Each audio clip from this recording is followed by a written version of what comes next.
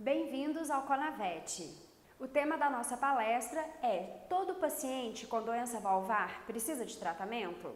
Então, vamos abordar a doença valvar, também conhecida como degeneração crônica valvar, degeneração mixomatosa valvar ou endocardiose valvar. Então, são sinônimos para a mesma doença e o foco aqui é justamente por ela ser uma das cardiopatias mais prevalentes na rotina da medicina veterinária.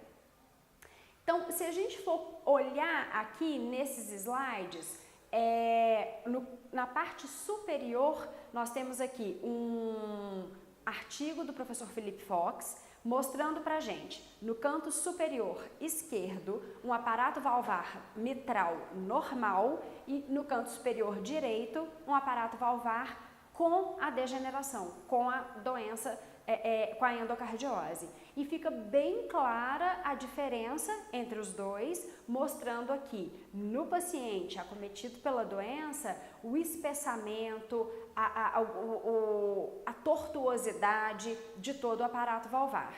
Isso na necrópsia, isso é um achado de necrópsia, como que a gente visualiza a válvula.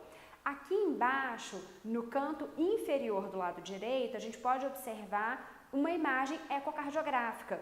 Então, aqui na direita, no canto direito, o que a gente vê acima, na necrópsia, o aparato valvar mitral todo degenerado, espessado, com enrugamento.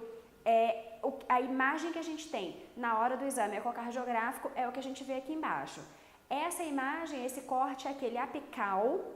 Então, o coração ele fica de cabeça para baixo, então a gente tem o átrio na parte inferior e o ventrículo na parte superior.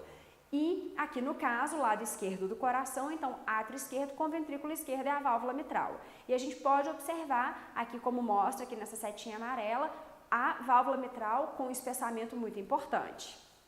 Aqui o nosso vídeo, ele traz um exemplo de um exame ecocardiográfico, onde a gente observa a imagem parecida, não é o mesmo paciente, uma imagem parecida com essa do lado direito, mas aqui no esquerdo, nesse vídeo, a gente observa a movimentação dos folhetos da válvula mitral. Então aqui em destaque o lado esquerdo do coração, então átrio esquerdo abaixo, ventrículo esquerdo acima, e a gente observando a abertura e o fechamento dos folhetos da válvula mitral. E ambos os folhetos, tanto o parietal quanto o septal da válvula mitral, estão espessados. Só que a gente observa ainda um espessamento mais importante do folheto septal, que é justamente o folheto mais acometido. Bom, com relação à epidemiologia dessa doença, da endocardiose da válvula mitral, ela acomete mais cães de meia idade a idosos, e com relação a sexo, existem artigos aí conflitantes, mas tem uma tendência do pessoal mostrar uma casuística maior em machos.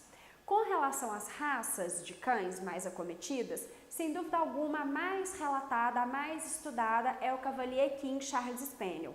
Porém, aqui no Brasil não é uma raça tão comum. Então, pra gente, pra nossa realidade aqui de Brasil, acaba sendo o Poodle, o Dachshund, o Chihuahua, o Pinscher e o Cocker Spaniel também. Mas lembrando que o Cocker Spaniel é uma raça que ela tem uma tendência também de ter cardiomiopatia dilatada.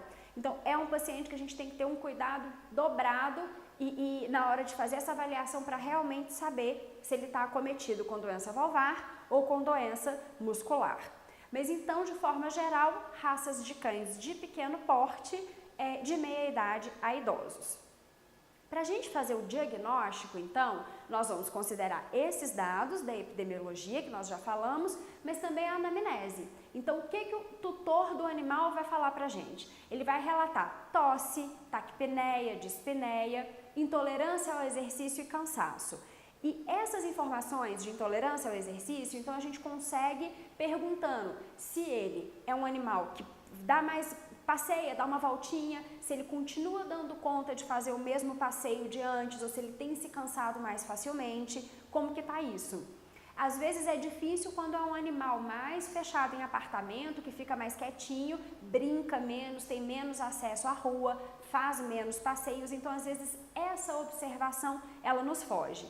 Agora, com relação ao cansaço, então o que o proprietário geralmente relata para a gente seria um animal mais ofegante. Então também só saber como perguntar para o tutor para a gente coletar o maior número de informações possíveis. Com relação ao exame físico, então é um paciente que a gente vai encontrar um sopro cardíaco. Agora, o sopro, às vezes, ele é um achado no exame de rotina. Então, é um cão idoso, mas que foi ao veterinário, foi lá na clínica por outro motivo. Às vezes ele foi por algum motivo, por alguma doença de pele. Então, era uma consulta dermatológica.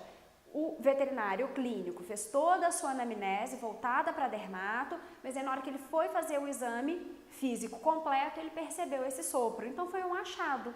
Não foi esse o motivo da consulta. O proprietário não levou o cachorrinho lá na clínica por causa do problema de pele. E a gente acabou detectando o sopro. Então, isso seria um sopro que seria um achado. Aí, se isso acontece, o que é interessante o veterinário fazer?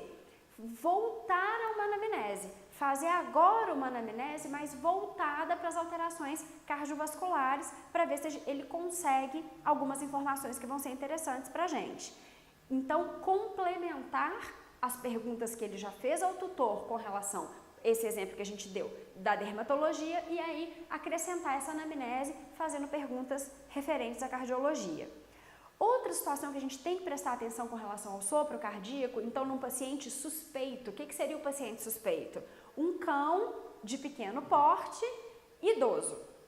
Todo cão de pequeno porte idoso, se tem sopro, ele tem doença valvar. Então, para a gente não fechar o diagnóstico. Então, às vezes, uma outra situação, o animalzinho foi à sua clínica e ele tem uma hemoparasitose, ele está com uma anemia profunda e por causa dessa anemia ele tem um sopro, então a gente pode ter um sopro anêmico. Então você escutou um sopro no animal muito anêmico que foi na sua clínica com uma outra comorbidade e aí você já está dando um diagnóstico definitivo de doença valvar e seria um diagnóstico errôneo. E um outro exemplo que eu sempre gosto de lembrar, isso aconteceu com a gente durante o meu mestrado. Então, na coleta de dados do mestrado, nós trabalhamos com cães com doença valvar mitral e aí, cão suspeito, cão idoso com sopro, então a gente já partia do pressuposto que ele tinha doença valvar mitral, então está incluído na pesquisa. E aí a gente fazia a avaliação, fazia todos os exames e aí quando veio a gente foi um paciente específico que era um pincher, já tinha cerca de uns 12 anos de idade, com sopro. Quando a gente foi fazer o ecodoppler, a gente viu que, na verdade, ele tinha uma comunicação interventricular. Então, uma doença cardíaca congênita que passou batido, o orifício, a comunicação ela era muito pequena.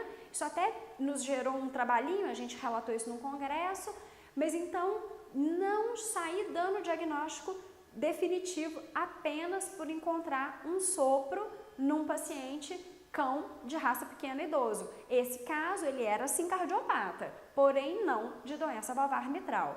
Então, agora, a chance da gente detectar sopro num cão idoso de raça pequena, a chance disso ser doença valvar mitral realmente é muito grande. Mas fazer disso, fechar, ser isso, seu diagnóstico definitivo, cuidado. E o que a gente pode ainda reparar no exame físico além do sopro? Então, a gente tem que saber procurar edema pulmonar, acúmulo de líquidos, ascite, em menor grau, às vezes, edema de membros, mas principalmente ascite e edema pulmonar nesse paciente. Também avaliar a coloração de mucosas, TPC, o tempo de preenchimento capilar, a frequência cardíaca, o pulso femoral, se eles estão regulares, se o pulso é fraco, se ele é forte, amplo e se ele está coincidente com a frequência cardíaca. Lembrando que todo batimento cardíaco gera uma onda de pulso, então tem que ser coincidente a frequência cardíaca e o pulso. Olhar a frequência respiratória, ver se está normal, se está aumentada, o padrão respiratório também. Avaliar, palpar o choque cardíaco, ver se está aumentado ou não. para classificar esse sopro, então ver se esse sopro é palpável ou não. Avaliar a jugular, saber se o paciente tem distensão de jugular, pulso positivo em jugular. Avaliar o peso, isso é uma informação muito valiosa, porque a gente sabe que o nosso paciente cardiopata crônico, ele vai entrar em caquexia. Então, a gente tem a chamada caquexia cardíaca com a evolução da doença cardíaca. Então, o veterinário tem sempre que estar atento ao peso do animal. Então, anota naquela primeira consulta, porque às vezes a gente pegou um animal ainda no começo. Então, ele está com o seu peso normal. E aí, com o passar do tempo, ele vai perdendo peso, ele perde massa magra. Então, a gente tem que cuidar da dieta, fazer um aporte nutricional adequado. Então, essa avaliação do peso, ela é muito importante.